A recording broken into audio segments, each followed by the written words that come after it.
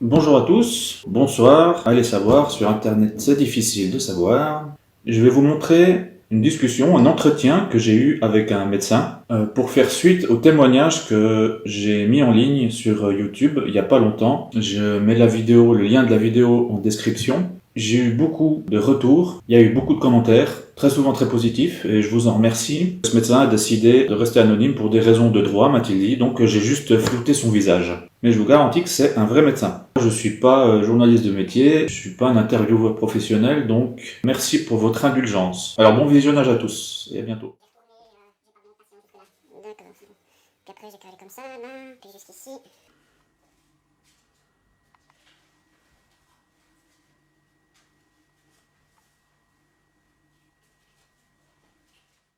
Ben merci, monsieur, de me recevoir pour discuter. Vous êtes praticien, vous n'êtes pas dans la recherche médicale, vous pratiquez tous les jours, vous avez votre cabinet. Mais c'est juste pour voir qu'est-ce qu'on peut dire sur vous, pour vous présenter en fait. Moi, j'ai une pratique double de médecin de premier recours, généraliste si on veut, et puis j'ai une partie de ma pratique de spécialiste d'immunologie clinique et d'allergologie, où je vois des patients avec des maladies auto-immunes ou des problèmes d'hypersensibilité ou d'allergie au soleil. J'ai une certaine expérience, mais pas celle d'académie qui dévolue à suivre des centaines de patients. Mais je connais, je suis des patients avec des maladies auto-immunes.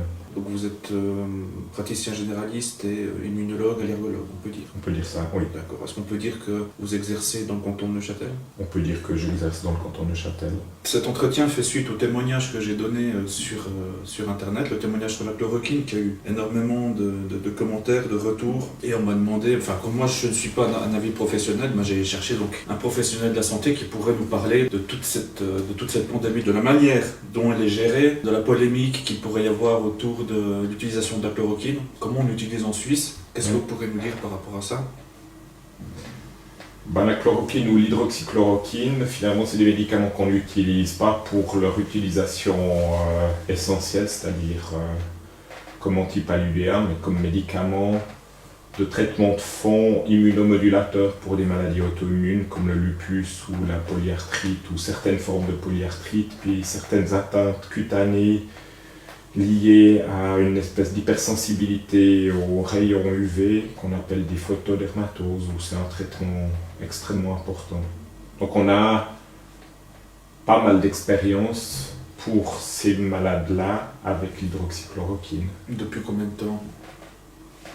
Depuis que je suis petit médecin, on utilise l'hydroxychloroquine, ça fait au moins 40 ans. Au moins 40 ans, oui. Ouais. Donc quand on dit aujourd'hui que l'hydroxychloroquine, il y a beaucoup de professionnels de la santé, en tout cas à la télé, dans les médias, qui disent qu'on doit prendre du recul par rapport à l'hydroxychloroquine, parce qu'elle pourrait être dangereuse, déclencher des crises cardiaques quand elle est mise en association avec les antibiotiques. D'autres personnes disent le contraire. Comment vous positionnez par rapport à ça? C'est une question importante parce qu'on ne peut pas exposer sans une réflexion approfondie un patient à un risque d'effet secondaire menaçant comme une toxicité cardiaque. Jusqu'ici, personnellement, moi, j'ai jamais vécu de problème cardiaque. Des patients qu'on traite avec l'hydroxychloroquine. Et puis, en fait, il semble y avoir deux aspects un peu différents comme effet secondaire possible au niveau cardiaque.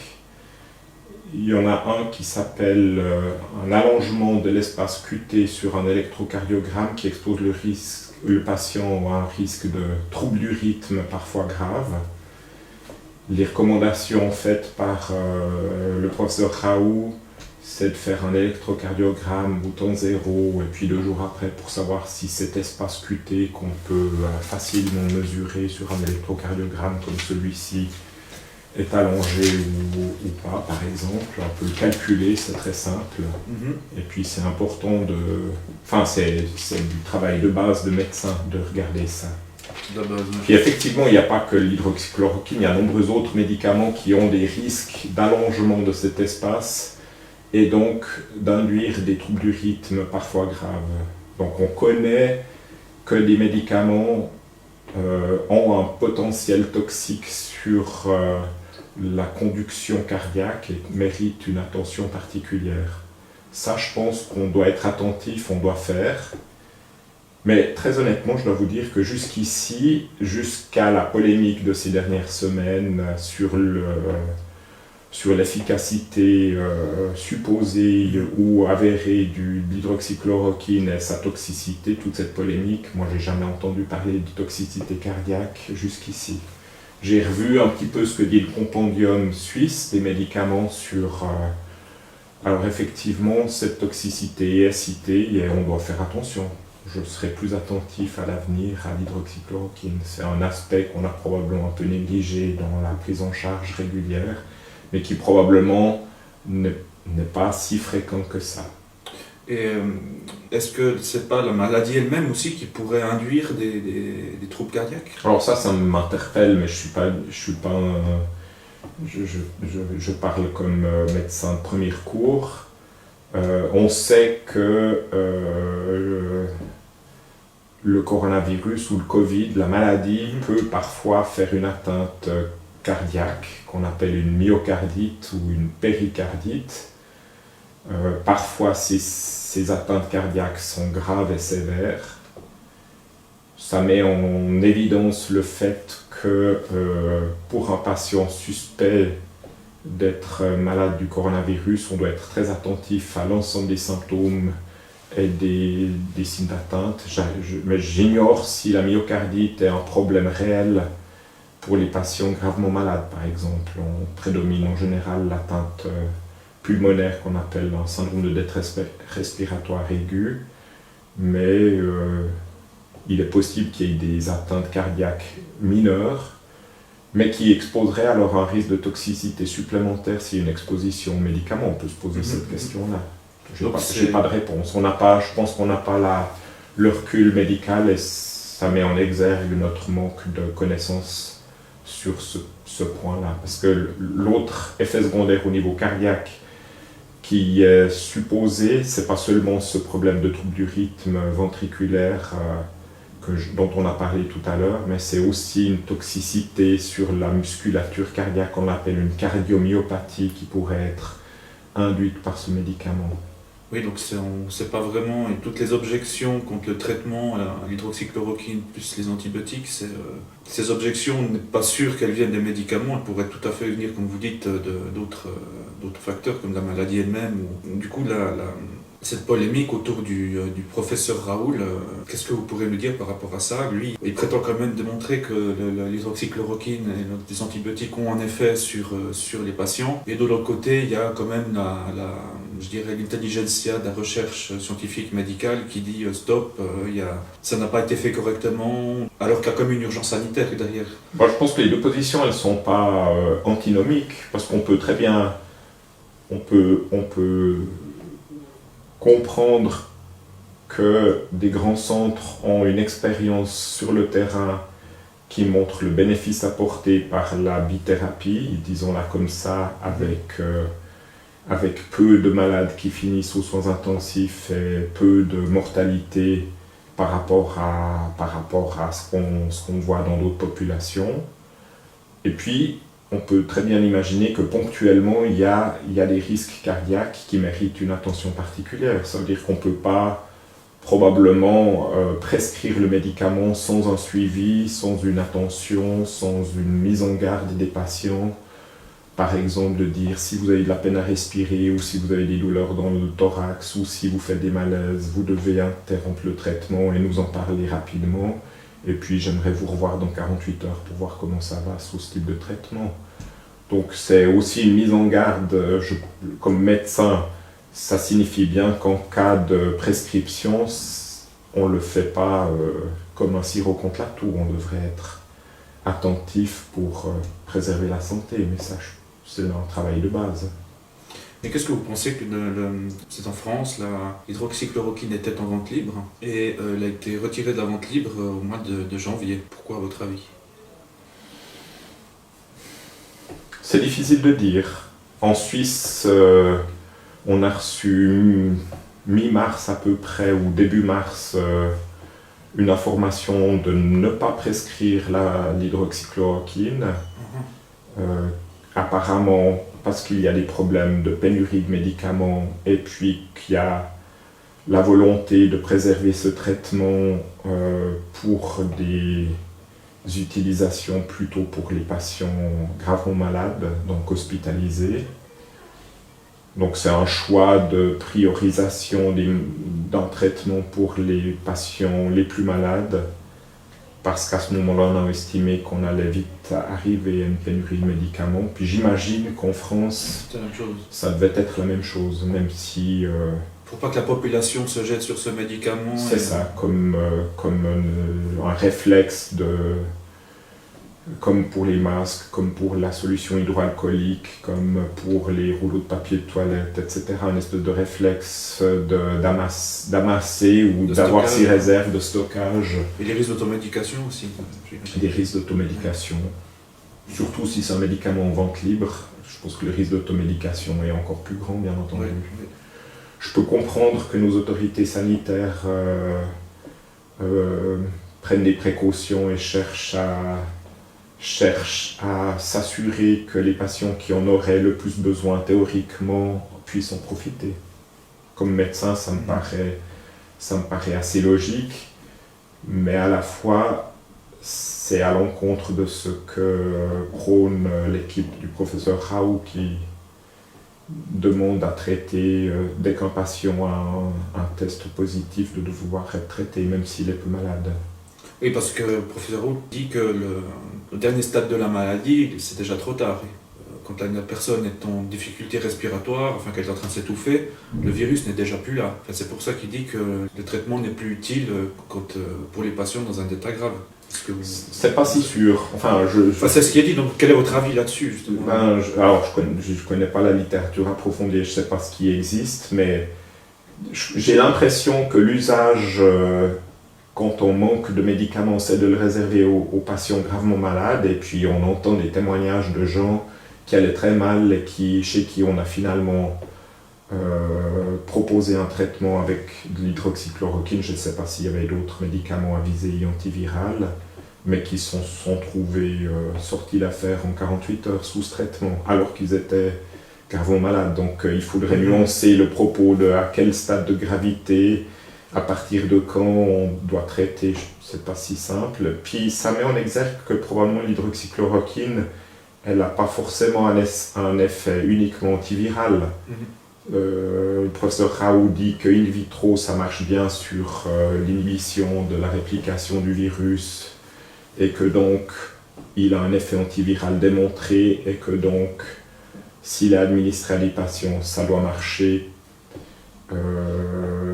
Mais on sait aussi que l'hydroxychloroquine, on l'utilise dans ces maladies auto-immunes dont on a parlé au début, le lupus ou les photodermatoses. C'est pas l'efficacité dans ces maladies-là, c'est par un effet immunomodulateur, donc il agit sur la réponse immunitaire et non pas sur l'infection au virus à ce moment-là. Puis ce même effet immunomodulateur peut tout à fait avoir un intérêt en plus de l'effet antiviral, chez les patients gravement malades avec une atteinte pulmonaire de type syndrome de détresse respiratoire. Et maintenant, où est-ce qu'on en est actuellement, à l'heure actuelle, dans le Conseil fédéral en tant que médecin, est-ce que vous avez reçu d'autres instructions? Non, c'est juste que alors je crois savoir que les études sont en cours et que selon le mode de pensée actuel, on aimerait prouver l'efficacité, puis on aimerait aussi probablement assurer la sécurité des patients, donc que ces questions légitimes font l'objet d'études qui sont encore en cours, ou qui démarrent maintenant, dont on attend les résultats. On aurait pu imaginer faire ces études un peu plus tôt, je pense, mais bon. Que comme médecin praticien en ville, j'ai pas accès à la prescription de ce médicament, sauf pour mes autres patients qui étaient sous traitement jusqu'ici, qui doivent un peu se battre pour obtenir un renouvellement de leur ordonnance, mais c'est possible. Donc vous-même, vous pouvez pas prescrire de l'hydroxychloroquine pour le Covid-19? Non. Il n'y a personne d'autre, à part... Alors, est-ce que c'est peut-être que je ne connais pas tous les filons pour arriver à prescrire, etc., mais théoriquement, on nous recommande clairement, je ne sais pas si c'est une interdiction, c'est pas très clair, mais en tout cas, on a de vives recommandations de ne pas prescrire de nous-mêmes l'hydroxychloroquine ou la combinaison avec l'azithromycine comme traitement antiviral du Covid-19. Ce que j'ai entendu, dans certains hôpitaux, c'était quand même utilisé Je pense que tous les hôpitaux les utilisent pour le Covid-19. pour le Covid-19, mais à quels patients ils le réservent? Est-ce que c'est tous les patients, pas tous les patients? Je pense on est dans des utilisations qu'on appelle off-label. Donc il y a une part dans ce domaine, une part... Off-label, vous pouvez préciser?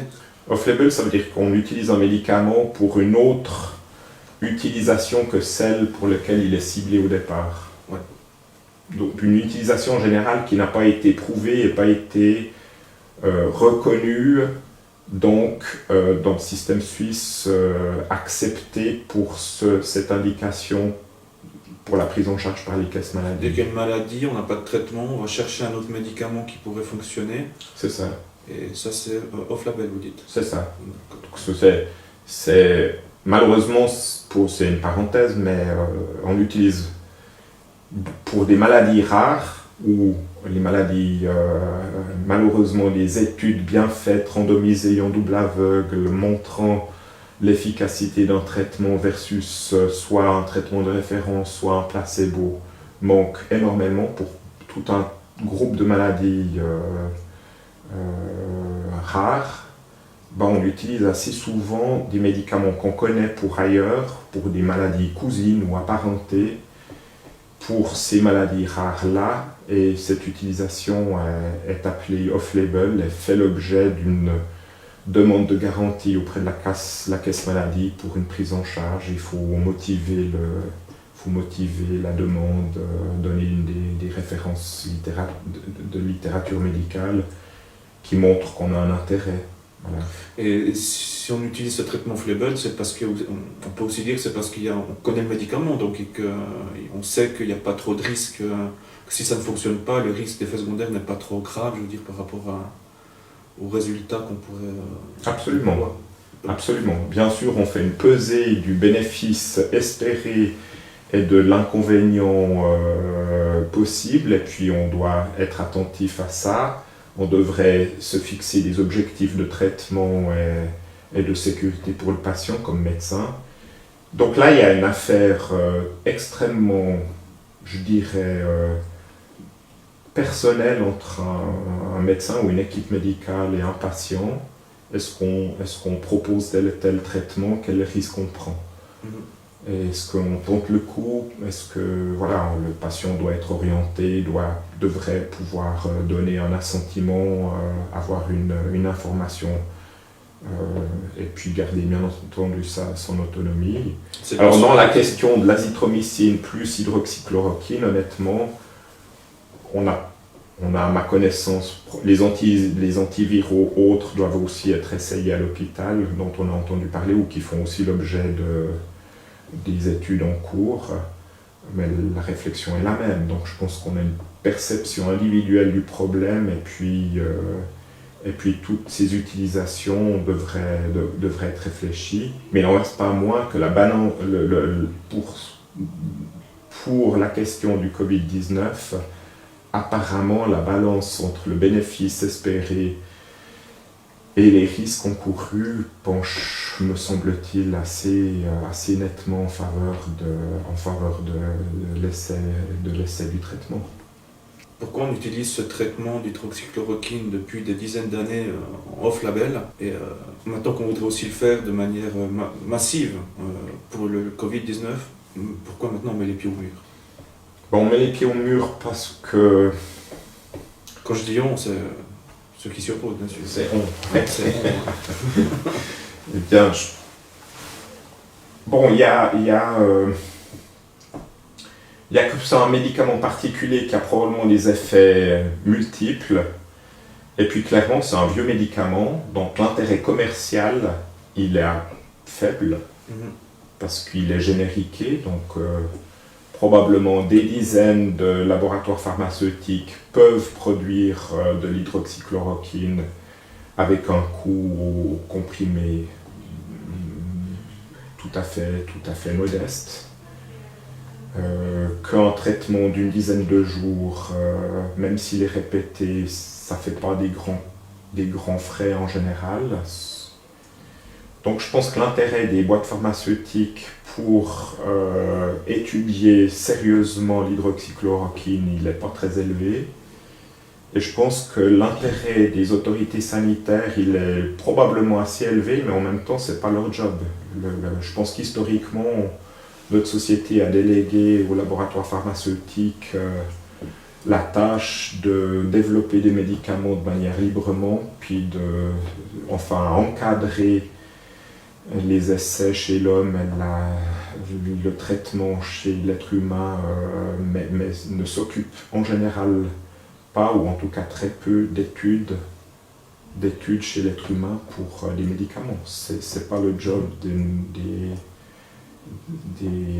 nos autorités sanitaires, c'est le travail des pharmaceutiques. Donc on est dans une situation où un biomédicament non intéressant pour l'industrie pharmaceutique est probablement délaissé, et n'a pas l'attention du point de vue des études qu'on aurait aimé. Et comment vous voyez la suite de cette pandémie, le déconfinement, ce genre de choses-là?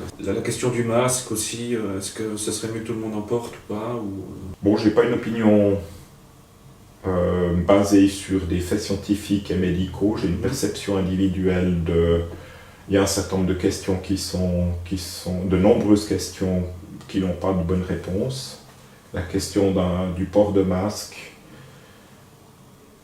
je pense que ce que tout le monde admet, c'est que le masque permet d'éviter de propager une infection si on est soi-même malade. Par rapport à cette pandémie, personnellement, je pense que toute personne qui a des symptômes même banaux d'une petite toux, un rhume, une perte de l'odorat de 2 jours, une fièvre de 1 jour, toutes ces personnes-là sont fortement suspectes d'avoir le coronavirus, donc elles devraient, absolument strictement respecter les recommandations d'éviter les contacts, de rester chez soi, de chercher à avoir un contact avec son médecin pour chercher à identifier si on est réellement malade ou pas. Enfin, il y a des questions de qui peut être diagnostiqué à l'aide du frottis ou pas, mais en principe, on devrait considérer toutes ces personnes comme malades et elles devraient porter un masque pour tout ce qui est absolument indispensable, mais elles devraient rester chez elles de manière assez stricte jusqu'à 48 heures après guérison, enfin 12 jours ou 14 jours selon les pratiques et les recommandations. Il y a aussi la question des asymptomatiques. Il y a la question des asymptomatiques. Mais le masque, probablement, n'est pas efficace ou peu efficace pour se protéger soi-même. Et puis, peut-être, il y a un risque de donner une fausse rassurance. Pour certaines personnes, de se dire, ce réflexe de dire, le port de masque me protège contre le risque que j'attrape ce virus, pourrait diminuer les autres mesures qui, elles, seraient plus importantes. Le lavage des mains, la distance sociale, une certaine précaution générale.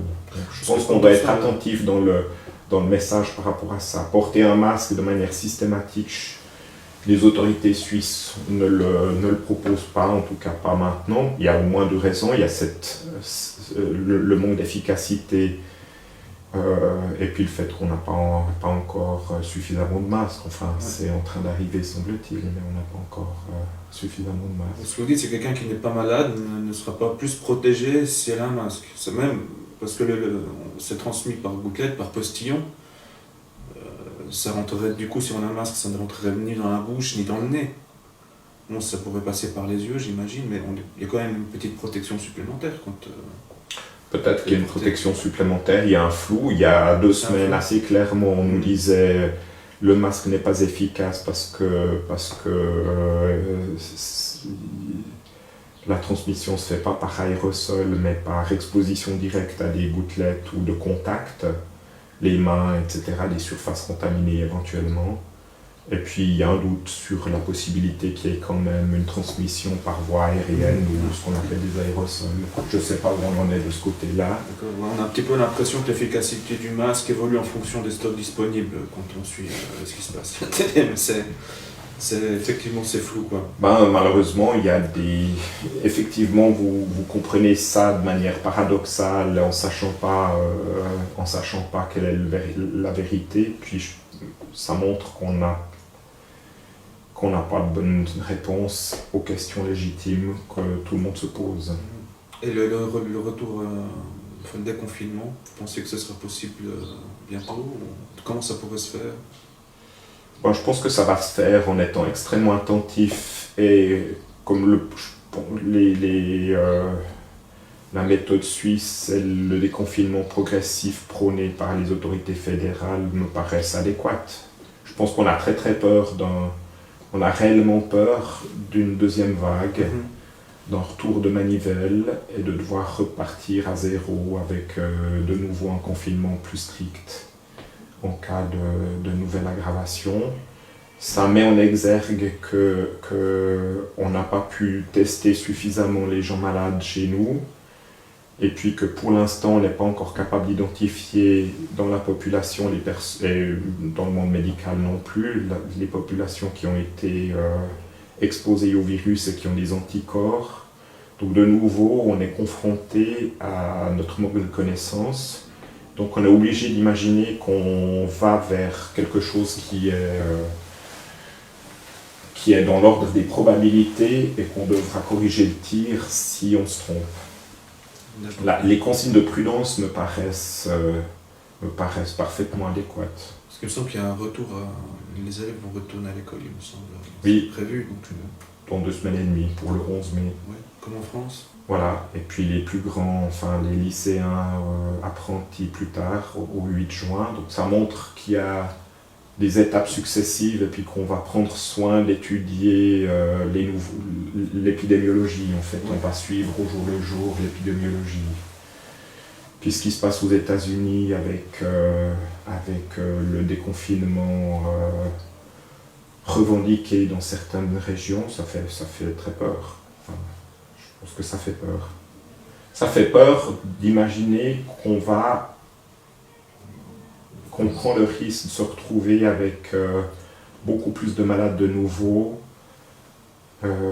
pas seulement dans la communauté finalement. La plupart des gens, 80% des gens ont des maladies relativement bénignes dont ils vont guérir sans séquelles, tant mieux, mais c'est les 10 à 20% autres. Donc je trouve que c'est adéquat de protéger et de penser que la cible, c'est ça, c'est d'éviter une aggravation de l'épidémie dans le sens d'une réaugmentation du nombre de personnes gravement malades qui vont arriver à l'hôpital, dans les services de soins intensifs, ventilés ou même intubés. Tant qu'on n'a pas une réponse thérapeutique acceptée et claire, ça changerait à ce moment-là évidemment tout. Le jour où on se dit tel médicament qu'on a en suffisance permet de traiter efficacement les malades, ça change la prise en charge. Mais tant nos autorités sanitaires n'ont pas cette connaissance ou n'ont pas ces recommandations-là de point de vue thérapeutique, je pense que le confinement c'est la seule méthode qu'on a pour limiter les risques. Pourquoi on ne pourrait pas, justement, comme le dit le professeur Raoult, tester, isoler les gens qui sont malades et laisser tranquilles ceux qui sont négatifs, quoi. On ne peut pas parce qu'il faut beaucoup de tests, il faut beaucoup d'équipements, il faut des connaissances spécialisées, ce n'est pas des tests simples, ce n'est pas juste un frottis du fond de gorge comme on fait pour le streptocoque, c'est sophistiqué comme test. Donc on est confronté à est-ce qu'on a suffisamment de tests, est-ce qu'on a suffisamment de personnel formé pour faire les tests et pour la chaîne du diagnostic de laboratoire. Et puis qu'on est confronté à à ça, quoi. Et puis, il y a pour l'instant l'absence d'acceptation d'un traitement médicamenteux efficace, hydroxychloroquine plus azithromycine, c'est controversé. C'est pas si facile comme non spécialiste de se prononcer là-dessus. Et qu'on est confronté pour l'instant à l'incertitude que les anticorps soient réellement protecteurs et pour la durée de la protection. Donc il y a toute une succession de questions pour lesquelles on n'a pas de réponse définitive. D'accord. Okay. Je pense qu'effectivement, la stratégie de tester largement et puis d'isoler les personnes malades, ou idéalement de les traiter dès qu'ils sont malades, c'est, sur le papier, c'est l'idéal, bien entendu. Mais la concrétisation ici et maintenant dans l'urgence sanitaire, on n'a matériellement pas la possibilité de tester tout le monde. Pour le moment, en tout cas. Enfin, jusqu'à il y a quelques jours, en tout cas, c'est peut-être en train de changer ici, mais on verra. C'est possible que ça change. Mais effectivement, plus de tests à disposition, ou pas de limitation à l'utilisation des tests diagnostiques, pas de limitation à l'utilisation des tests sérologiques détectant les anticorps, pas de limitation ou l'accès à des traitements, ça change complètement la prise en charge. C'est vrai qu'il y a beaucoup d'objections par rapport à ce confinement. Ouais, j'avais des doutes, parce que je me dis finalement, si on ne teste pas les gens, on met des gens malades à la maison, quoi. Et puis la contamination se continue entre voisins. Et puis finalement, le problème reste le même quasiment, sauf qu'on étale l'épidémie, quoi. Mais on ne résout pas le problème. Si on confine les gens sans savoir qui est malade ou pas, si on met des gens malades avec des gens en bonne santé, donc le confinement, c'est problématique aussi. Oui, c'est vrai. On voit très bien que confiner, c'est pas discriminatoire comme mesure, c'est tout le monde à la même enseigne. C'est aussi rendre conscient que la question des épidémies et de maladies transmissibles, c'est qu'on est soi-même concerné individuellement et qu'on peut très bien admettre que chacun garde son autonomie et sa liberté, mais on est tous en lien avec d'autres personnes, dans sa famille, au milieu professionnel, lors de contacts sociaux, quand on va faire ses commissions par exemple. Et donc on a une certaine responsabilité sociale. Je peux transmettre la maladie, je peux accepter moi d'être malade, mais je peux aussi transmettre la maladie ou être un agent transmetteur. C'est pas une question si simple. Donc la liberté individuelle, c'est quelque chose de très important évidemment, d'autonomie, mais il y a une notion assez large par rapport à ça. L'autoresponsabilité. L'autoresponsabilité. Je crois qu'on a à peu près fait le tour. Vous voulez dire ajouter autre chose?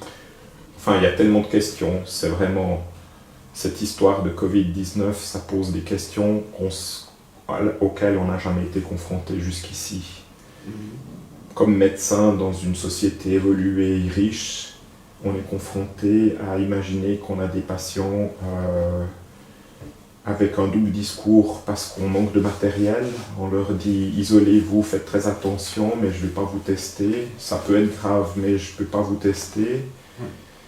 Et puis ça peut être grave, mais je n'ai pas de médicaments à disposition. » Il y a des enjeux éthiques et des questions extrêmement nombreuses qui évoluent au fur et à mesure de nos connaissances. On aurait aimé avoir ces connaissances il y a le mois en arrière et pas les imaginer, les avoir dans les 3 mois qui viennent. Et est-ce que vous êtes satisfait vous-même de la réaction des autorités fédérales? Vous pensez qu'en Suisse on gère bien la crise? Ou pas? Ou moyennement? Je pense qu'on gère moyennement la crise. On fait du mieux qu'on peut à notre méthode, mais on n'est pas très créatif. Je pense qu'on a manqué le coche de financer des études plus tôt dans l'épidémie, il y a 6 semaines. Donc à mon avis, on aurait pu faire mieux. Parce que à part ça, certains experts nous ont dit qu'un jour, on serait confronté à une épidémie de ce type, plus ou moins sévère, parce que On a déjà eu des épidémies, les Coréens ou les Asiatiques ont déjà eu des épidémies avec des coronavirus. Il y a eu le SRAS en 2004, sauf erreur, puis Il y a eu le MERS aussi. Il y a eu le MERS. Donc on a des épidémies dans le monde avec des experts qui ont mis sur pied des programmes d'urgence, de prise en charge en cas de ce type-là, puis je pense qu'on n'a rien fait, quoi. Faut dire les choses comme elles sont. Le manque de l'économie jusqu'au dernier bout, et puis... Ouais, c'est ça, c'est qu'on a une prise en charge où probablement le coût pour un risque hypothétique a été jugé comme ne valant pas la peine. Voilà. Alors qu'on bricole maintenant. Voilà. Eh bien, merci beaucoup. Je vous en prie. Et bonne continuation, alors. À vous aussi. Merci beaucoup. Tout bon. Prenez soin de vous. Merci. Voilà, on fait ce qu'on peut avec ce qu'on a. Aussi, je vous invite à vous abonner à ma chaîne parce que je vais publier régulièrement des vidéos, enfin le plus régulièrement possible, en fonction de mon état de santé, dans le but, voilà, de servir le bien commun. J'essaie toujours de faire en sorte que mes vidéos soient le plus utiles possible. En fait, tout ce que je fais, j'essaie de faire en sorte que ce soit utile pour le plus grand nombre. Voilà, je vous remercie et à très bientôt.